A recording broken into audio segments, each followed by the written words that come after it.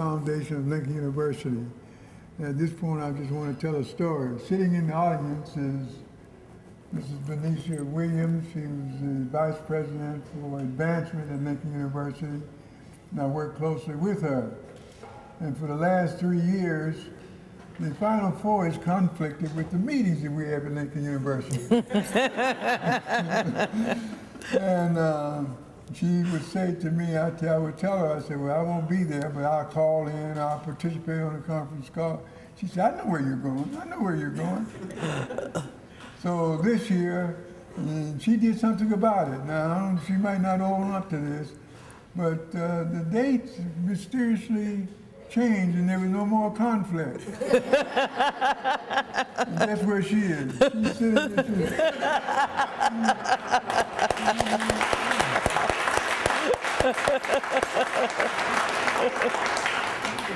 She said, I want to go to the NCAA Final Four. And she made it. I'll get to you in a second. I just want to say this. I want Benicia to stand up. Stand up, Benicia.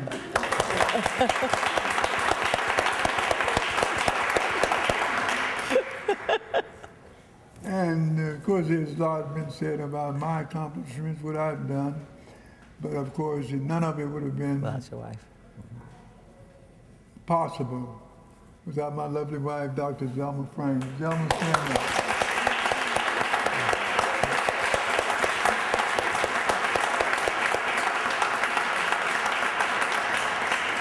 And my youngest son, who's sitting there in the corner of this room there, Dr. Troy Frank, and he's somewhat following in my footsteps. He's teaching at in the business department at Lincoln University today.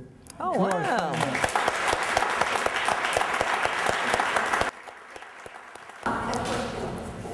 Throughout your illustrious career, I know that you have mentored many people. Would you tell us about a few of your proteges? Yeah. There was so quite a few. Quite a few. When she said mentoring, I think everybody that I've come in contact with, I'm thinking about the teachers, administrators that I've worked with, my colleagues on Ncaa and other organizations to which I belong. You sort of interact, and there are times you can give advice, times you can't. And I don't know if I can name, I could name, if I start naming, I'm going to leave somebody out. But I always took the approach that if a person will listen, take advice, then I'll be happy to give it to them. Generally, I would answer your question that way. Did you talk briefly about the group of presidents that you meet with in Atlanta and why they're there? Yeah. My wife is referring to meetings that I attend with about 16 or 17 other former college presidents, all of whom were presidents at historically black universities that we live in and around Atlanta. So we get together once a month, discuss mostly the problems that are plaguing your historically black colleges, and give advice whenever we can, whenever it's people are in favor of receiving it, and maybe voicing our thoughts as to how the problems that historically black colleges are going through can be solved. You know, for example, the White House Initiative on Historically Black Colleges, we have a person that's serving on that committee that's at the White House there.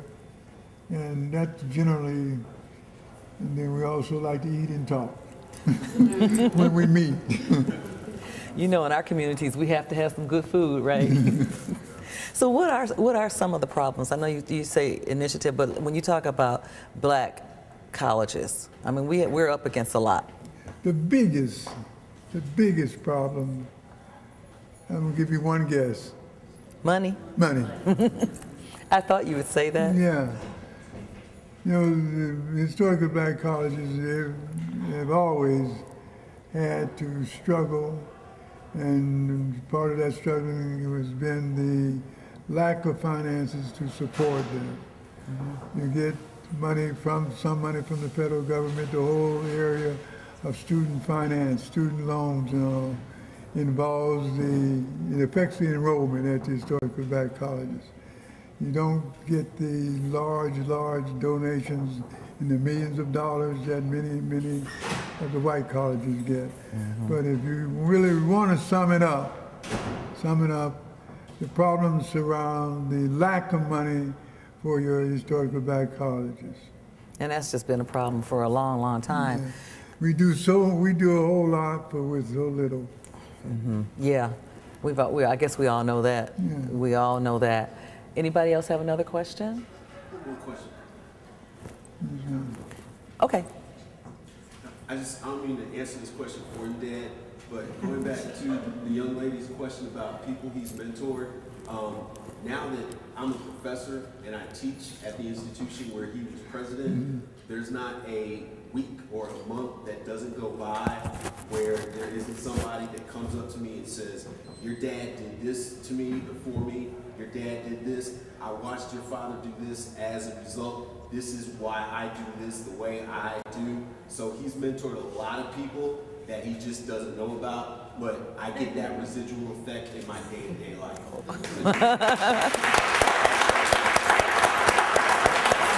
You got it?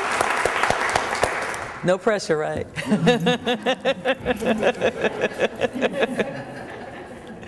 So are there other things in the community? It's just you getting together pretty much with some of the other presidents? Yeah, that's pretty strong. Yes. That's pretty strong. Well, you and your wife obviously are a strong unit, and I just give them a nice round of applause. I mean, just for displaying that.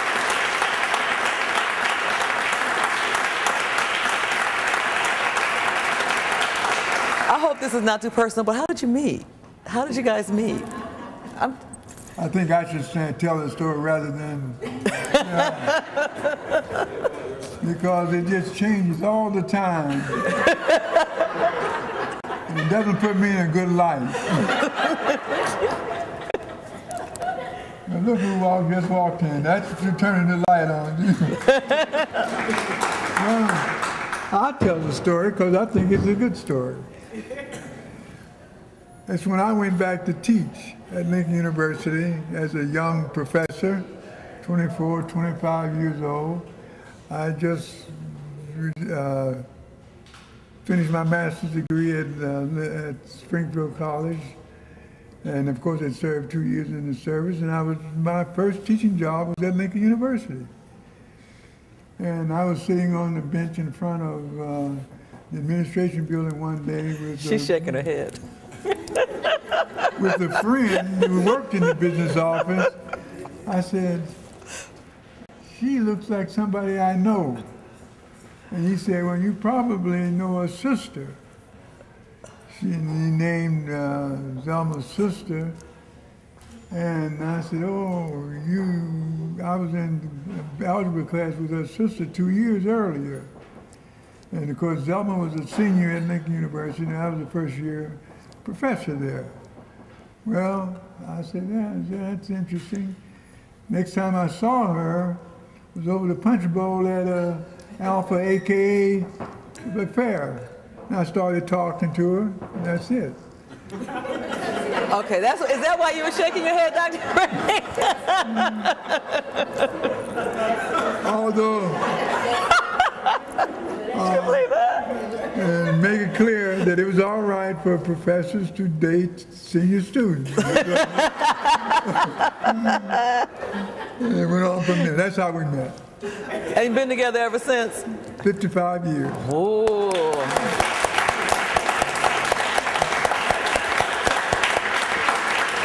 Ask her if she I'm getting ready to ask her right now. Was that accurate? Yes.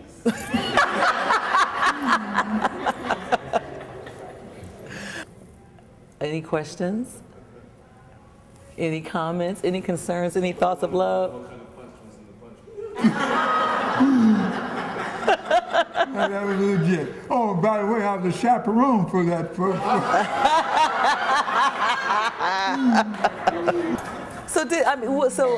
What attracted you to him, though? I mean, obviously he was a professor, but what was it about him? Uh-oh. Well,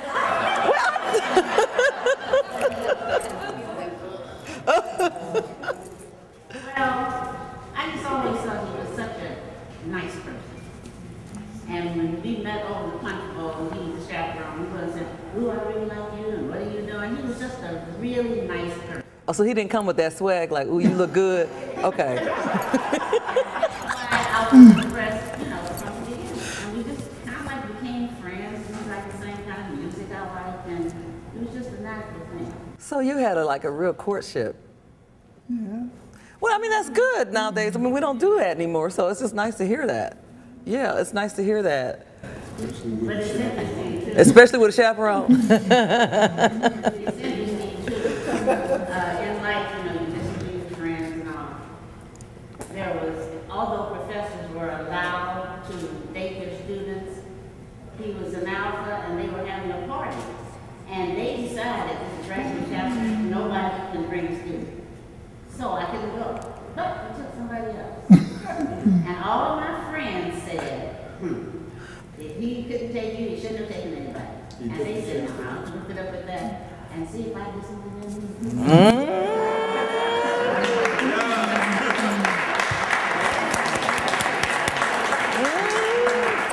And as they say nowadays, those are usually the friends that don't have a man, right? And I have to say this too, this is kind of taken away from us. There's somebody else in the room that I grew up with. When we were kids, we lived next door to each other. I hadn't seen him in about 30 years. And it was here in Dallas, when the Final Four was here. We were at the house where they filmed. They filmed Dallas. Oh, Southport. Southport. Southport. And I heard this voice say, "Hello, Zelma Lloyd." And I said, "Ooh, somebody here knows my maiden name. I knew it had to go way back." And it was this guy that I hadn't seen since I was a kid. And ever since then, we see each other at the Final Four. That's attorney Luke Conley. Thank you, Luke.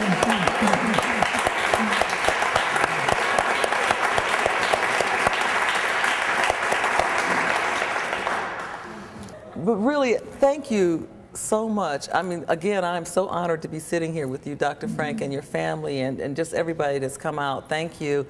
It's wonderful. It's been enlightening, and I know it will continue to be that way. I'm just grateful to be here. Again, Comerica, National Association of Black Accountants, everybody that's here, give yourselves a nice round of applause. Christine?